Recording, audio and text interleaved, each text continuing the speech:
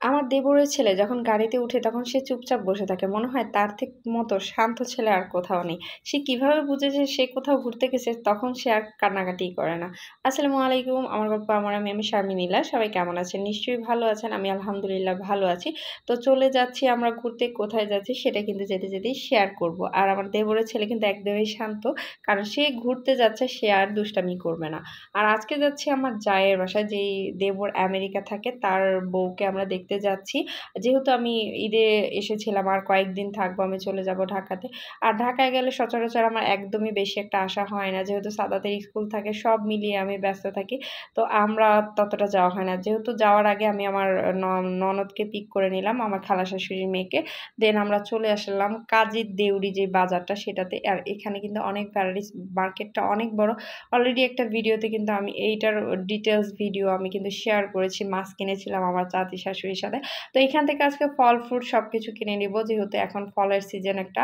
তো আম কাঁঠাল সবকিছু কিনে নিব। আর আমরা জায়ের বাসায় এই প্রথম আম কাঁঠাল নিয়ে যাচ্ছি। তো মোটামুটি এখান থেকে আমরা ১ ক্রেট আম নিয়ে নিলাম, তারপর লিচু নিয়ে নিলাম, তারপর কাঁঠাল নিয়ে নিলাম। আর আমার কাছে এই ফলের মার্কেটটা এত বেশি ভালো লাগছে, এত ভ্যারাইটিস আম, কাঁঠাল, আপেল, আমার কাছে সবকিছু দেখে ভালো লাগছে। এখানে বাহিরেরও কিছু ফল ছিল, আমাদের দেশীয় ফল ছিল। বেশিরভাগ আমার ভালো লাগছে বাহিরের কিছু আম দেখে, যেগুলো আমাদের বাংলাদেশেরই না।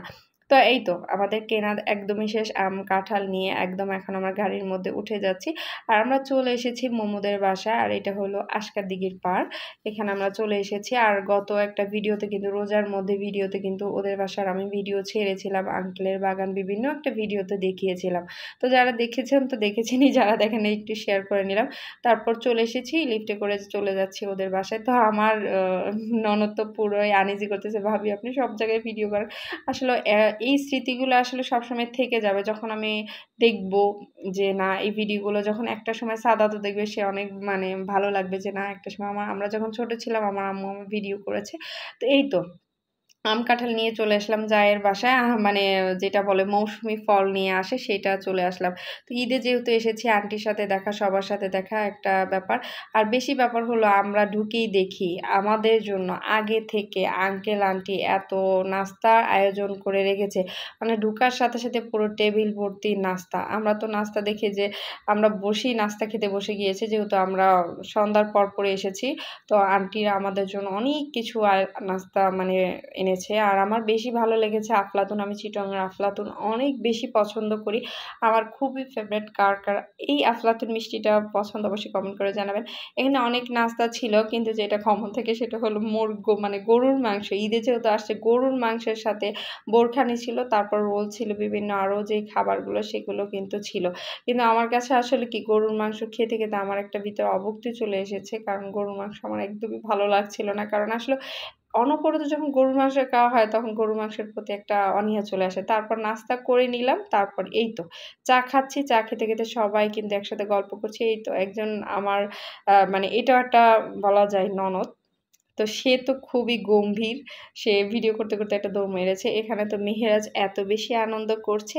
সে সোফাতে বসে আছে। সে কথা বলতেছে তার দাদুর সাথে। আমার চাচী শাশুড়ি যিনি আমেরিকা থাকেন, সেও আমাদের সাথে মানে কথা বলতেছে। সে কিন্তু গত ঈদটা আমাদের সাথে এত আনন্দ করেছে, একসাথে মানে থেকেছে। আমাদের কাছে এত বেশি ভালো লেগেছে, তাকে আমরা খুব বেশি মিস করছি। চাচিমা প্রায় ৩-৪ মাস আমাদের সাথে থাকাতে আমাদের কাছে অনেক বেশি ভালো লেগেছে। এই তো আমরা একসাথে কিছু ভিডিও, ছবি মানে ফটো সেশন করে নিলাম। তারপরে দেখি কি আমাদের জন্য রাতের খাবার রেডি করে ফেলেছে। এক তো এত ভারী নাস্তা, তারপরে রাতে কি খাবার দিয়েছে দেখুন। এত খাবার আমরা যে কিভাবে খাবো সেটা জানি না। তবে আন্টি আমাদের জন্য খুব ভালোবাসা নিয়ে খাবারগুলো রেডি করেছে। তো আমি যেহেতু ভিডিও করেছি, আমি থাম্বনেইলের জন্য একটা ছবি নিয়ে নিলাম। এই তো আমাদের জন্য কিন্তু এখানে পর্ন ফ্রাই করেছে, যেটা ব্রেড ক্রামে ছিল। তারপর আমরা কিন্তু মানে কোকাকোলাকে বয়কট করেছি, আরসিকে নিয়ে নিলাম। তো আরসি দিয়েছে আমাদের কোক হিসাবে।